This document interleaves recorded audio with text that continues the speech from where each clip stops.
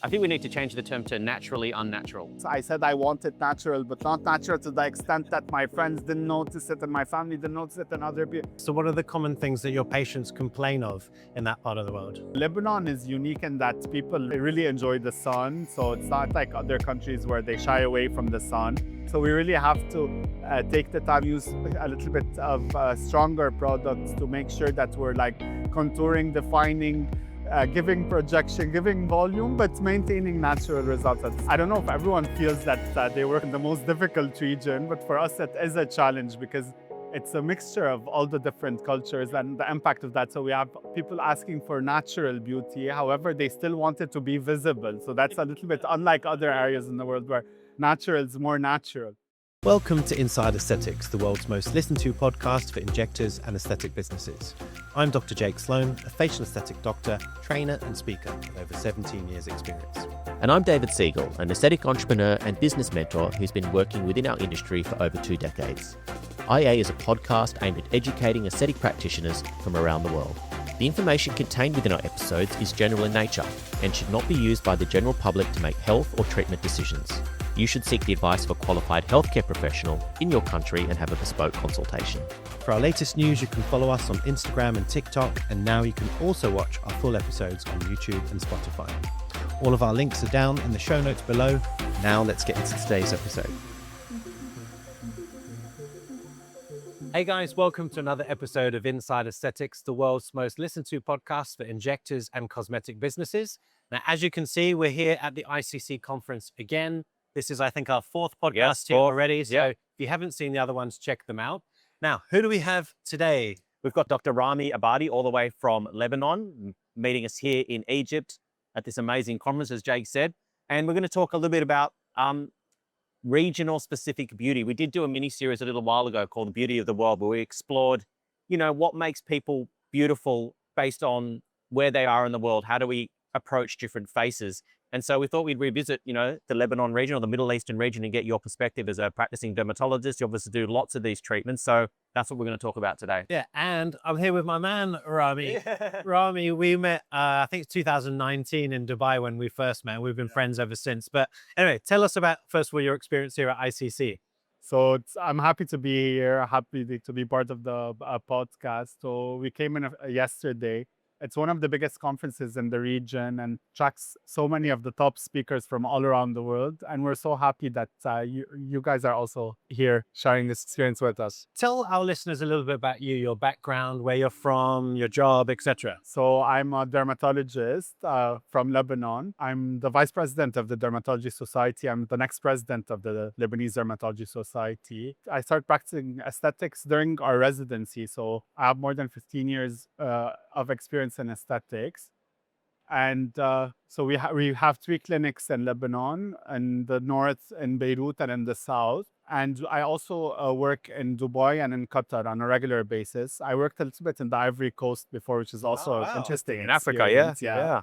And I give a lot of trainings in the region and beyond as well. Okay, so from your experience, what do you think is the biggest difference between what we consider Western beauty and beauty in the Middle East? And then maybe we can go even more specifically around, the different regions within the Middle East as well, because you mentioned, you obviously inject in Qatar and so on. So yeah, can we talk about that? First, I want to start, I don't know if everyone feels that they work in the most difficult region, but for us, it is a challenge because it's a mixture of all the different cultures and the impact of that. So we have people asking for natural beauty. However, they still want it to be visible. So that's a little bit unlike other areas in the world where natural is more natural. So we just have to make sure that we're meeting our patients' expectations. And sometimes we have to know where to draw the line because we don't want to overfill our patients, we want to maintain natural results. However, we want the results to be a little bit more visible maybe than in other countries. And that's the challenge, how you can make it visible, but at the same time, respect all the different ratios and guidelines to maintain natural results. And is that the same in Lebanon as Qatar? Maybe in Qatar or in Dubai. Dubai it's completely different because we deal with different types of patients. So in Dubai, we have European patients that want very subtle results. We have a lot of Middle Eastern patients, expats that are Lebanese, Syrian, different countries. We have people from, I have a lot of patients from Turkey and from Iran. So and we have the locals. So it's a completely different ballgame where you're dealing with a lot of people. Actually, I also have a lot of Asians. A lot of people from China that I have to work with. So you really have to, Dubai is challenging because you really have to know all the different perspectives and all the different concepts of beauty to be able to tailor treatments to all these different types of people with different expectations. The word natural is like this term that's thrown out everywhere around the world now. Everyone wants natural, but I think the word natural maybe means different things to different people. So you've got to try and interpret what that person's trying to say by the word natural. You're saying they want to look like they've had something done, but they don't want it to look ridiculous or over the top. So how do you kind of reconcile what is natural? We have to always understand our patient. So this is one of the things that we So really be a have psychologist as well. this is what can sometimes differentiate different injectors. So the idea is take the time to understand the patient, understand patient expectations, and then natural, as you mentioned, the spectrum can be from here all the way to the other end.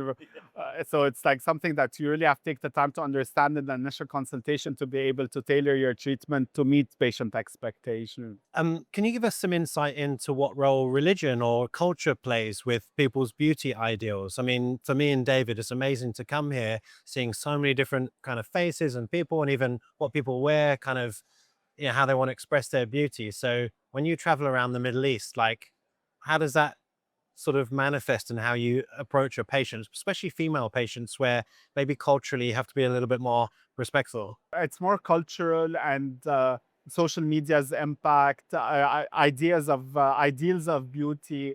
It's more than religion in general, because this is sometimes a misconception, because we have patients that come in from Saudi Arabia. Lebanon is a hub for aesthetics as well. So when we have stability in our country, we have a lot of people coming in from different places, and then sometimes someone who's completely veiled or very religious, they come and they ask for visible results, because when they're back at home, they're not wearing the veil. So They can enjoy it more. So this is something completely different. So you really have to take, again, the time to understand every single patient to be able to tailor treatments based on patient expectation, and make sure you're satisfying that to be able to grow your practice and continue to tailor to different people. So if we were to like look at the type of patients that you're seeing, you mentioned treating quite a wide variety of different people, but like what's your typical patient profile? Like what would you say, like, 80% of your patients, their aesthetic is? So we have a big practice, and we have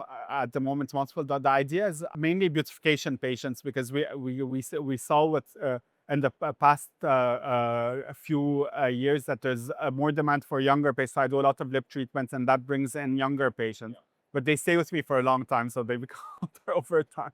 But beautification patients are the main one. And also patients that are in their 30s, 40s. This is what I would say is the biggest bulk of my patients in general. But we have all the different perspectives, because we offer holistic approaches. We have a lot of laser treatment. We combine different modalities of treatment. So we tailor to a large number of different types of patients as well. Okay. And what about men? What are they asking for? It's becoming more common, much more common than before. In our region, men is still not like the percentages that we hear about from our friends in Europe or in other countries, but the numbers are improving over time. We have a lot of patients coming for Botox now. We have maybe underarm Botox treatments for hyperhidrosis. And also we have a lot of patients that are defining their chin and jawline. So it's becoming more common. I'd say the percentage is probably up to 10% now. Before, I would say it was less than 5%. But with time, it's becoming more and more, it's increasing. There's a lot of patients that also come for PRP treatments or exosomes treatment for hair. So this is one of the major concerns that we see in our region as well. And what role do you think that social media plays in people's wants and wishes for how they want to look? Because I know that in Western culture, there's a lot of influence from, people like the Kardashians, and, there's girls that, want to look, that kind of way. Do you feel the same things happens in the Middle East? Yeah, of course, it's universal. Social media is universal. The impact it's having is universal. I think having a strong digital platform helped influence my practice as well.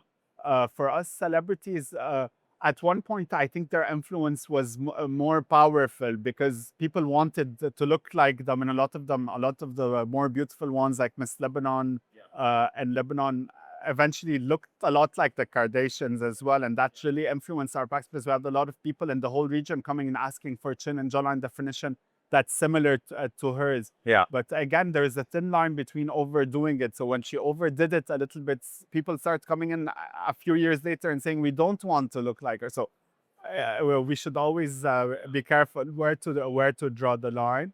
I think it was overdone in our region, especially in the Gulf region, where a lot of influencers were being paid to visit clinics. And I think that made them lose credibility over time. I don't think the impact of celebrities right now is as it used to be.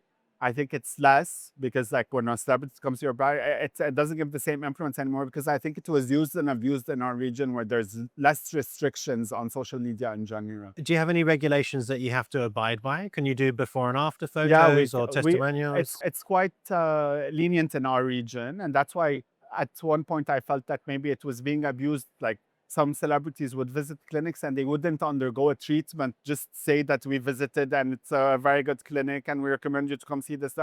That's why I think people they started to lose a little bit of credibility when it comes to that specific topic. So if we look at, say, the key areas of the face that are, the go-to, the lips, the cheeks, the jawline, what do you think the major differences are to the way that we treat them in the West versus the East? So I can talk about lips because I'm considered a lip expert in our region as well. So Australia, or did you do it online I did for Stephen Liu's conference that was many years ago? Yeah, it was. Yeah, so if people remember Rami, he was the lip guy. Yeah. Yeah. So the idea is for lips in specific, I mentioned initially that we want the results to be natural yet visible. Yeah. So we tailor our treatments based on that. So they want results. It's going to be a little bit more than in other countries in general. For lips in specific, I wanted to say that in our region, whether I'm talking about Lebanon or in Dubai and even a little bit more in Qatar, they really want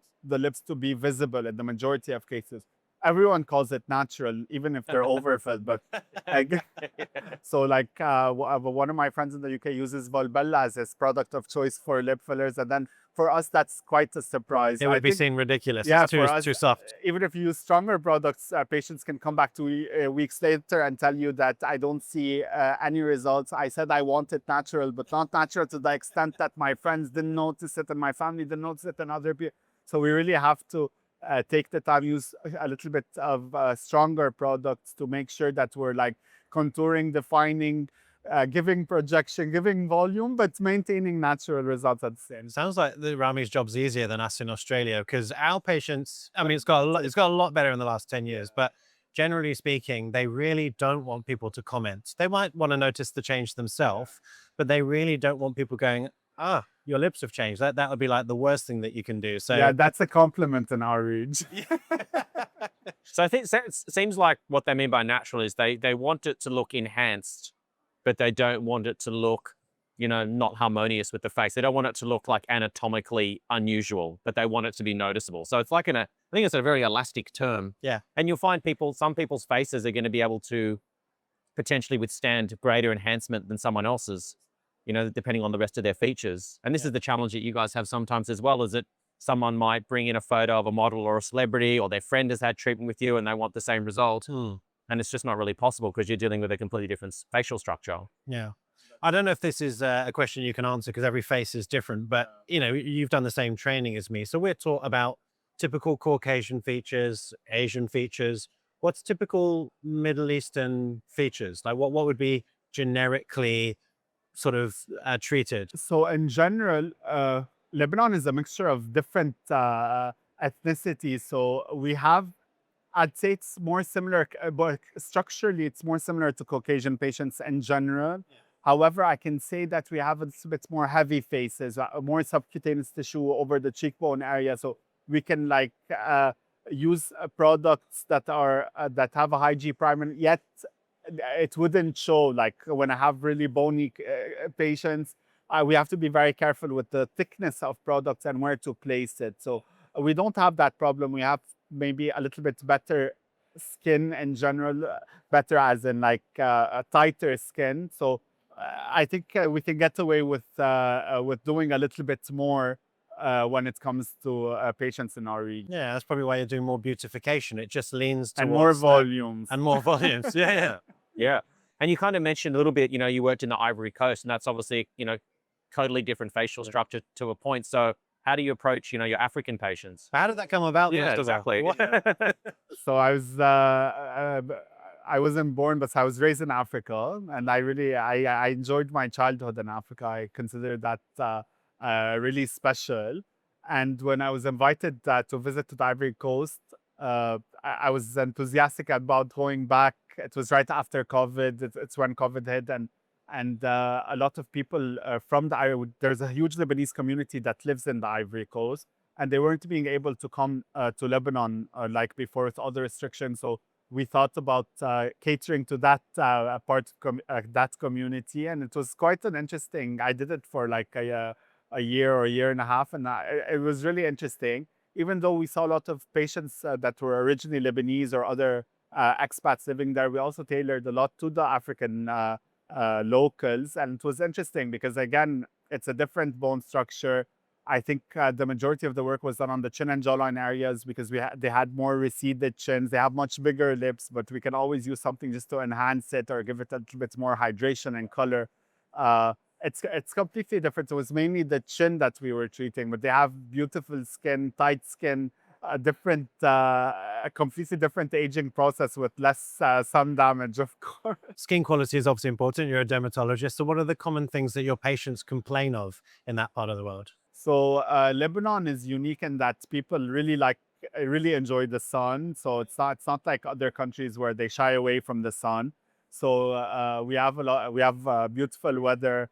We have 4 seasons. So again, we're lucky that in winter we take the time to do more aggressive procedures like fraction lasers, lasers to remove the sun damage that they did a few months earlier. So yeah, so the sun, we know the impact sun damage can have on the skin, whether it's freckles or melasma or even aging and thinning of the skin and the neck and the décolleté area. So we do a lot of skin quality injectables and other procedures to reverse the signs of aging that were accumulated over the summer season.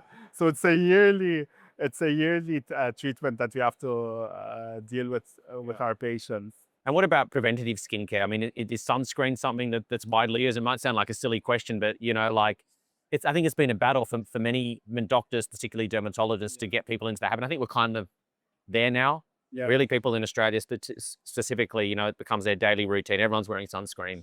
So again, for sunscreens, of course, we try to emphasize that to our patients, the importance of sunscreen. Again, since they like the tan and they like being tan, they're not going to really apply it regularly. We're lucky, I think, genetically to have less percentages of skin cancers. When I see my patients that visit from Australia, everyone's worried about skin cancers because technically they see much more.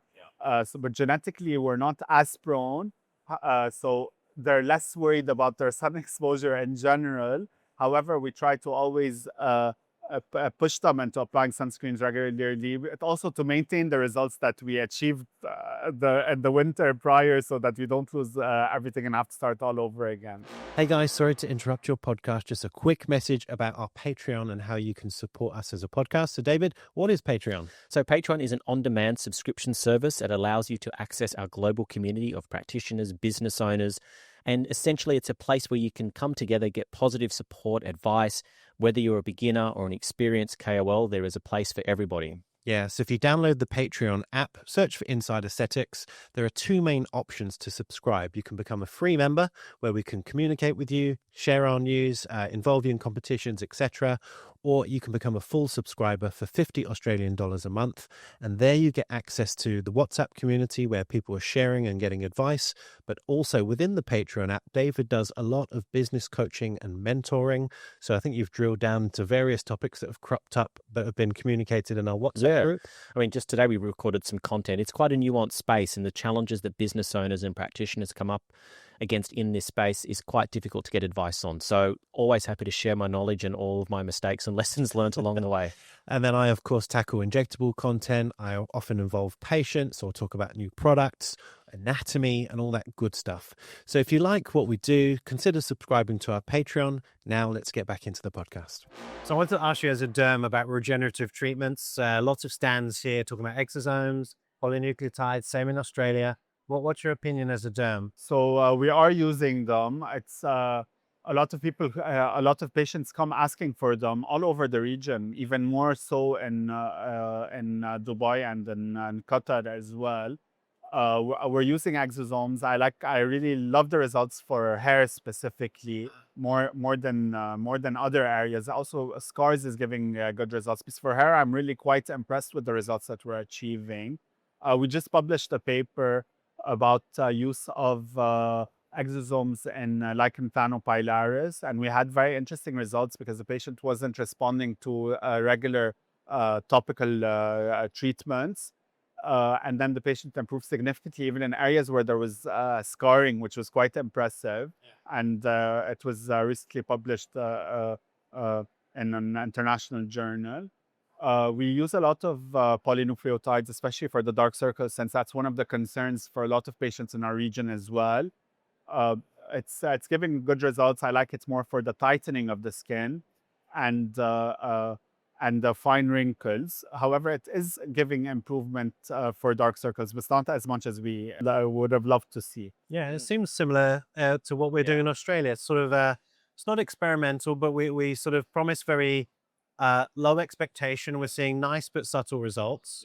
I haven't used exosomes myself, but polynucleotides a lot. What are your thoughts on the source of exosomes? Plant, animal? Do you have any comments about that? So we started, of course, to be safer with the plant exosomes. However, we shifted directly to the human exosomes because they give much better results in general, at least in my experience so far. However, we just make sure to explain to patients in the initial consultation that we're using exosomes, and we mention where they're derived from, just to clear that with our patients before using them in general. I'm quite convinced that with time, the exosomes treatments are going to keep on increasing and improving. I've had 0 reactions, and we've used a lot of treatments for different areas over the face as well. Okay, which brand do you use? I use ASCII. ASCII. Right, I don't know that one. The Korean brand, ASCII, yeah. It's the most popular one, technically. Okay. We've got a few in Australia, but and every time I go to a conference, there's different ones. ASCII is, I think, the biggest company for exosomes currently in the world. And I'm actually going to Korea at the beginning of November. So we're going to have the big ASCII symposium to also share knowledge. And people come from all over the world to this Exosome Summit, actually. And it's going to be the same time as the Korea Derma. I'm excited to be lecturing in Korea Derma as well. Yeah, very nice. For the first time. Hey guys, quick interruption from me to let you know I will be presenting a workshop for Alma Lasers here in Sydney on the 10th of November at their head office. And it is all about how to build a sustainable and successful aesthetic practice in 2025. If you'd like to register to come along, all of the information will be in our show notes. Looking forward to seeing you there. So speaking of Korean beauty, K-beauty as it's called, it's been hugely popular in Australia, and I know in the United States as well. And people are now focusing really on skin quality. You know, we've had the pushback from the over-augmented face. Jake was doing a talk on that earlier today. And there seems to be a much bigger skin focus. Are you seeing that as well in the Middle East? Yeah, it's starting. So it's mainly in the skincare products because people are looking for the Korean glass skin. I think it's something that's becoming more popular because even big companies like SkinCeuticals, when they launched their Pitiox product, it says like it gives a glassy skin appearance, which is coming from the same concept technically. Lebanon is far away, so we don't have people traveling to Korea for that. But I'm surprised in the last few months, a lot of my patients in Qatar are actually going to Korea to undergo aesthetic treatments, facelift. So it is a thing in our region, of course. Everyone wants the Korean glassy skin technically, but we'll see what that we have to yet understand what that's really I was going to say, well, because do it's you even believe it's a completely thing? Is it different. real? What does it mean? But it's just like they want that glow. It's a completely different skin type, ethnicity, different sun exposure. In Lebanon, with the tanning that they do, I don't think they're gonna have Korean glass skin anytime soon. But we'll work on that. I think maybe that they just want good skin. Yeah, that's the idea. I think that's kind of what it means. Everyone wants.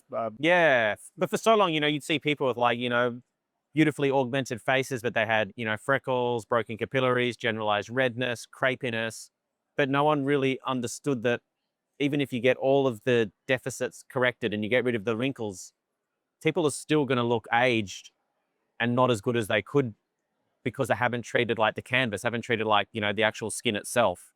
That's why using like a multimodal approach where we're treating, making sure patients have good skincare, educating patients about not overexposing to the sun, putting sunscreen, combining different treatments in our practice. So we always start with a good skin analysis and good photography so that we can make sure that we're going to take their patients, we're going to take them to an endpoint that's going to be much better and satisfactory to our patients. So we combine different treatments, vascular lasers. It's not one thing anymore. So skin quality injectables. So we combine a lot of different treatments to be able to optimize our results. Yeah. We've got many listeners around the world who are now starting to incorporate more skin treatments into their practices. So we've got many businesses that just did injectables for a very long time, and now they're realizing they need to introduce skin. And one of the biggest challenges is how do they consult properly for this? Because patients might come in with a certain expectation, and then they have to have, a more detailed discussion around skin quality. And maybe there's, multiple different treatment modalities that they're going to need to do. And I think many practitioners are struggling with having to change this process. So do you have any advice? We see a lot of patients also per day in our, this is something that also is quite surprising when we compare to other countries. We see many patients on the same day. Maybe much more than doctors. A lot of my friends who are international speakers and trainers in different countries. So a lot of my top KOL friends see 12 patients or 15 patients per day in London. The example in my mind from London at the moment. In Lebanon, we see at least 40 patients, if not more. I'm trying to keep it down to not say more than 40, but the idea is we see much of a larger volume of patients as well. So you have to be really sharp in the consultation. Yet we do manage to make sure that all these touch points are met. How do we do that? I think one of the first things is to have a very strong and knowledgeable team around you, which can take a lot of, which you can delegate a lot to. So one of the first things that we do is a proper skin analysis and photography, and we have people that are doing that with our standardized guidelines for all these different patients. So that opens the skin analysis. We use the Vizia in my practice. It gives us it gives the therapist doing the procedure also insights to start putting the patient in different treatments. Like if she has broken capillaries and freckles, we're going to recommend the vascular laser treatment with IPL, for example. If she has pores, she's going to introduce microneedling and fractional lasers or thallium or erbium glass lasers. So we start, this is already something that is already putting the patient in a way that we're going to need multiple treatments, not only injectables. And then another assistant who's been with me for many years and people that we train on the approach for fillers and Botox sees the patients and starts to introduce the full face approach. By the time she comes to to me, I already have an idea about their skin, about what they're coming for, about budget, to be able to tailor treatments as well. So this is something that my assistant already tells me about so that I know how much time to spend with the patient, what is she receptive to. And we always introduce a holistic approach to this patient. And then when we finish the procedure, whether we do it on the same day or not, when she's going out, we make sure that another therapist or the therapist is going to see her again, the same person who did the Vizia, to not change so many therapists.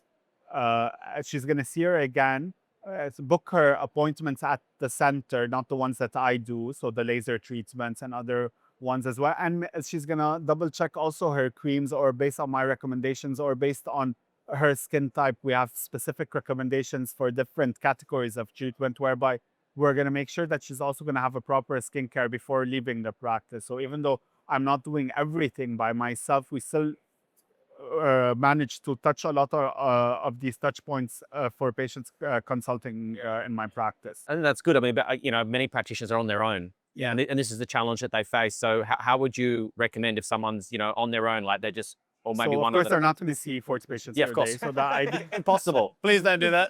so the idea is going to be that again, when you're consulting the patient, you need good photography or a skincare analysis. They have to invest in skincare analysis. Like Vizia is a perfect one of the good ones that I like to use. So it just opens the idea and it also, when you come back and see the patient later, when you do it again, you always have something to compare with. Like you've improved, your pores decreased, your pigmentation looks much better, your skin looks much brighter, more refreshed. So even with the injectables that they're doing, if they come back and say, we didn't see any results, we have a reference. And I think that's really important in aesthetics in general. Yeah. Well, how do you do it as well? Because you're not a dermatologist. You do have a team, but I know you've spoken about some tools you've implemented during your questionnaire processes and sort of things that allow you to sort of open that conversation, because you're not a skin expert, but you do refer to other people in your practice. It's kind of Rami's technique, just a different way. Yeah. So I send a lot of free information out that they have to give me before I meet them. Yes. Especially about their skin as well as their medical history, etc. And then I just give myself more time. So I'm one of those people who I'm seeing about 10 or 12 a day, not 40. But, you know, I've got an hour with a new patient, so I don't need to rush. I do the photos myself. One, because I don't have an assistant, but two, I'm a little bit anal about that being, you know, exactly consistent, exactly perfect. Because if you don't have that, you don't have anything to track. And someone said a quote once, I can't remember who said this, but if you don't see it, you can't treat it. So the photos are giving not just you, but your patient insight into their face. Yeah. You know, patients, I don't think understand their face. They like what they see trending on Instagram, but what is going to suit them and what they need is often very different. So if you just show them their face, educate them in a consultation, they will be much more receptive to be educated. And Yeah. it's just a lot easier that way. Yeah, for sure. But yeah, I couldn't see 40 a day. I'd probably kill myself. You have to come visit me in Dubai. Yeah, 100%. I'd love to come. Do you see any role for technology like AI, like any cool new tools that are going to help your practice be a bit more efficient or better? I think we're getting there eventually. We always have to keep with all the technology that's coming up. So I think there's going to be a role for, it's going to be easier to have a good skin analysis. It's going to be easier to have better before and after photos. I've seen some of the applications that take few pictures and then they have the 3D imaging that we do with our live viz. So I think we're getting there. I think that we can use these tools positively to at least reference, make the photography and the other treatments that we do a little bit faster. This is where I see it so far, but I'm not the tech expert. But I mean, hopefully I'll get there or get someone to help us get there if it becomes a regular part of practice. So obviously we've got medical tourism. It's been around for a long time, but it's not slowing down. And funnily enough, when I got started in the industry, people used to go to Lebanon for treatments, and you're now saying people are going from Lebanon to Korea and Qatar. So I mean, it's kind of interesting how it's so kind of shifted. But how do you see this region's specific influence impacting the rest of the world? So Lebanon has always been a hub for beauty. Dubai was working really hard on making Dubai also a hub for beauty. I think medical tourism is very important, and Lebanon treatments are technically a little bit cheaper than in other regions in the Gulf. So we have a lot of all the Lebanese patients, even if they see us in Dubai and Qatar and undergo specific treatments, they still come back to Lebanon to do the bulk of their treatment, because when it's a bulk treatment like full face approach or multiple treatments, then it's probably more economic for them to do it in Lebanon, and they trust the doctors and the expertise in Lebanon in general. Actually, I had a patient who was quite interesting. It was she's from Australia, and she's a foreigner living in Qatar, and she came and visited me, and she has some Lebanese friend, and she's just mentioned like, would you how much would this cost me in Lebanon? And it was like there was a difference, because she was doing a full face approach. She was doing her neck, she was doing radius for her hands, she was doing both. So she was doing it all. And then the situation in Lebanon at the moment, at that moment specifically, wasn't the greatest. It's like our Lebanese patients were quite worried about visiting Lebanon, and we just gave her, said, okay, I will call you. I'll try to see what's gonna if I can be able to come. And within like 10 days, she booked her ticket. She came. She came in on the morning flight and went back on her night flight. She did all the treatments that we discussed in one go, and we followed up with her in Qatar, and then she looked great.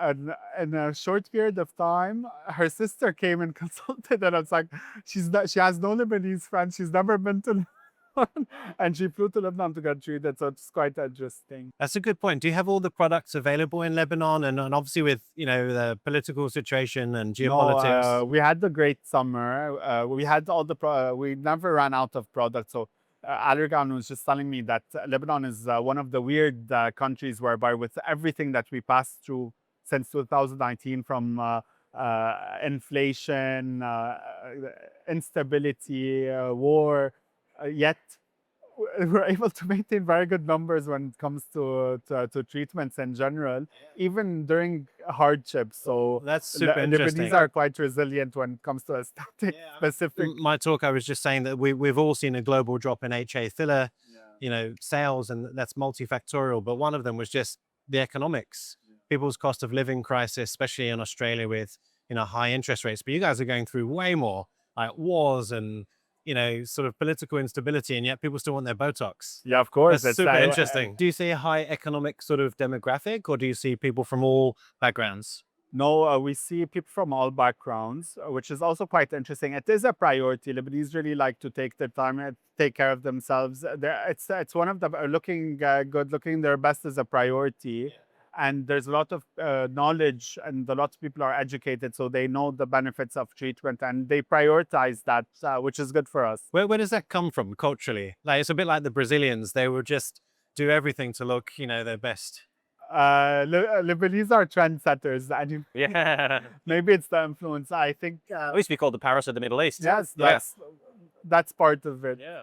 Do you have any advice for practitioners that are listening or watching this when they have a Middle Eastern or African patient that comes into their clinic for the first time and they're not familiar with how to approach it? Yeah, so again, I just mentioned since the beginning that the results have to be natural yet visible. So make sure that you don't use the softest products. So make sure that there will be a little bit of visible results when it comes to patients. Usually they're easy. It won't be a challenge, because again, structurally, it's very similar to the different Caucasian patients.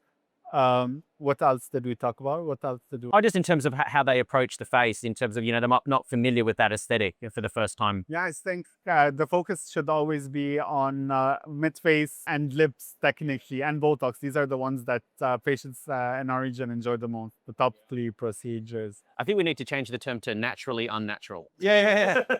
Well, I think it's beautification. That's It's how still I'd say natural. it. That's ideal. They're more Again, comfortable natural, with but on the scope showcasing, that's, those feminine things like cheekbones, Yeah. lips, and big eyes. You were trying to showcase those things. Yeah. Whereas I think, stereotypically our Caucasian patients, it's got to be a bit more dialed down. Yeah. that's right. Yeah. I guess final question, what excites you about the future of our sort of industry and your region? Anything coming that you've heard of that's going to be game changing for your practice, or any new products or anything like that? I don't know where fat will come back soon in different ways. I think the results that we're seeing in different conferences quite intriguing and interesting. I think we're already very well up in what we're doing. So when you're combining Sculptra and Radius and energy-based devices with properly structuring the face with hyaluronic acid and both, I think we're doing a great job already. But I think there's always more that's going to come. And we're excited to be doing what we're doing every day and making sure that we're making people more beautiful, more confident, and pushing them in their personal and their social lives. It's the best specialty to be in at the moment. Again, despite all the hardships my country's been through, yet we still work really well. It tells you that it won't dial down anytime soon. On the contrary, it's only pushing forward. Absolutely. Thank you so much for talking to us. We want to do this for years. It's really good to hang out with you at ICC. Pleasure to see you, Jacob. Good to meet you. Yeah, thank you so much. We hope you enjoyed that episode, guys. To stay up to date with our latest news and episodes, follow us on Instagram, and we're now on TikTok. You can also now watch our full video episodes on YouTube and Spotify. So if you like what we do, please give us a like and subscribe. Please also consider joining our Patreon for invaluable business and injectable education. Get access to our global community of like-minded professionals, hints and tips videos, bonus podcast content, and more. All of our social links, Patreon, and contact information are in the show notes below, and we'll see you in the next episode.